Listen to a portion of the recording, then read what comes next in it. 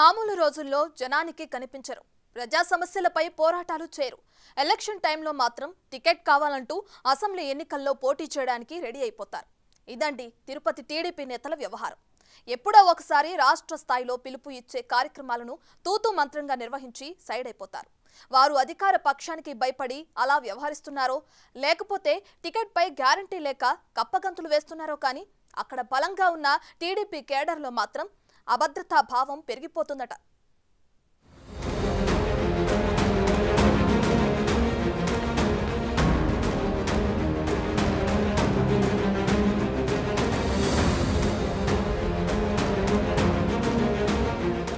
Tirupati assembly segment తెలుగుదేశానికి బలమైన స్థానమనే చెప్పాలి. గణనీయమైన ఓటు బ్యాంకుతో పాటు బలమైన క్యాడర్ ఉంది టీడీపీకి. అయితే సరైన నాయకులు లేక తిరుపతి నగరంలో పార్టీ ఆపసోపాలు పడుతోంది. దానికి కారణం అధిష్టానం వైఖరి అని క్యాడర్ అంటోంది. పార్టీ ఆవిర్భావ సమయంలో ఎన్టీఆర్ తిరుపతి ఎమ్మెల్యేగా గెలిచారు. 1983లో 2 స్థానాల్లో విజయం సాధించిన ఆయన తిరుపతి ఎమ్మెల్యేగా రాజీనామా చేశారు.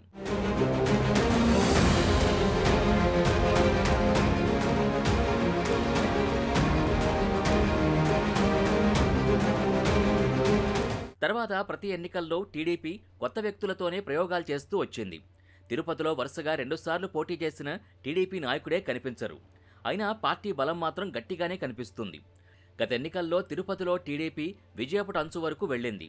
కేవలం 800 ఓట్ల తేడాతో ఓటమి పాలయ్యింది. తిరుపతి అభివృద్ధిలోనూ టీడీపీ కీలక పాత్ర పోషిస్తూ వచ్చింది. తిరుమలలో సంస్కరణలు తీసుకొచ్చి బహుళ ప్రచారం కల్పించారు ఎన్టీఆర్. అన్నప్రసాదం భక్తులకి అందజేసిన ఘనత ఆయిందే. తర్వాత కాలంలో చంద్రబాబు నాయుడు సైతం మాడవీధుల్ని విస్తరించి తిరుమల ఆలయ పరిధిని పెంచారు.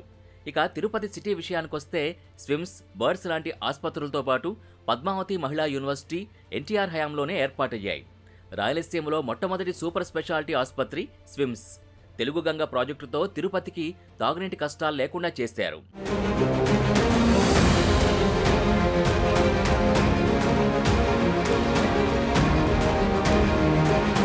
ఇక చంద్రబాబు టైంలో నగర పరిధి పెరిగే విధంగా రహదారుల నిర్మాణం, ఫ్లైఓవర్లు ప్రారంభమయ్యాయి.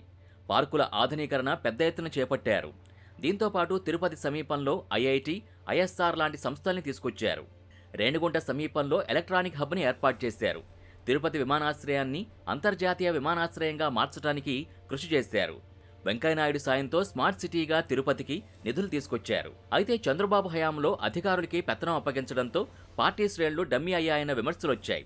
అప్పట్లో చిత్తూరు కలెక్టర్గా ఉన్న సిద్ధార్థ జైన్, నగరపాలక సంస్థ కమిషనర్లుగా పనిచేసిన హరికిరణ్ లాంటి ఐఏఎస్ అధికారులతో పాటు తిరుమల జేఈఓగా వ్యవహరించిన శ్రీనివాసరాజు వంటి వారు సీఎం తమ జేబులో ఉన్నట్టు వ్యవహరించారన్న విమర్శలున్నాయి. ఆ క్రమంలో టీడీపీ అధికారంలో ఉన్నప్పుడు కూడా క్యాడర్లో ఆ ఉత్సాహం కనిపించేది కాదంటారు.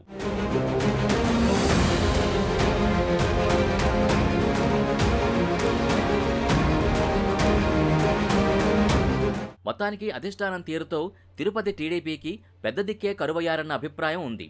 దానికి తగ్గట్టే ఉన్న నేతలు కూడా ప్రజా సమస్యలు పట్టించుకోరు. పార్టీ కార్యక్రమాల్లో కూడా అంటీ ముట్టనట్టు వ్యవహరిస్తున్నారట. అయితే ఇప్పుడు ఎన్నికల సీజన్ రావడంతో టికెట్ కోసం 10 మందికి పైగా పోటీ పడుతున్నారు.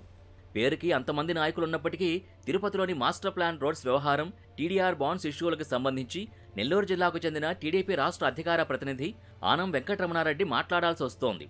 తిరుపతి నాయకులు ఆయన మాట్లాడిన తర్వాత మమా అనడం మినహా చొరవ తీసుకోరు. వీటితో పాటు తిరుమలకు సంబంధించిన విషయాల్లో కూడా ఇతర నియోజకవర్గాల నాయకులైన డాక్టర్ సప్తగిరి ప్రసాద్ లాంటి వారు విమర్శలు చేస్తున్నారు తప్ప తిరుపతి నాయకులు మాట్లాడకపోతుండడం క్యాడర్ని నిరుత్సాహపరుస్తోందట.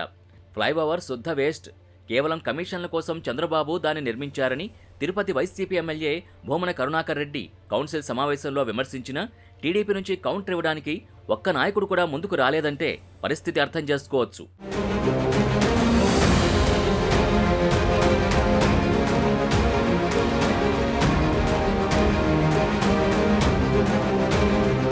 టీడీపీ నాయకులు పూర్తి స్థాయిలో పనిచేయకపోవడానికి 1.25 కారణాలు చెబుతున్నారు.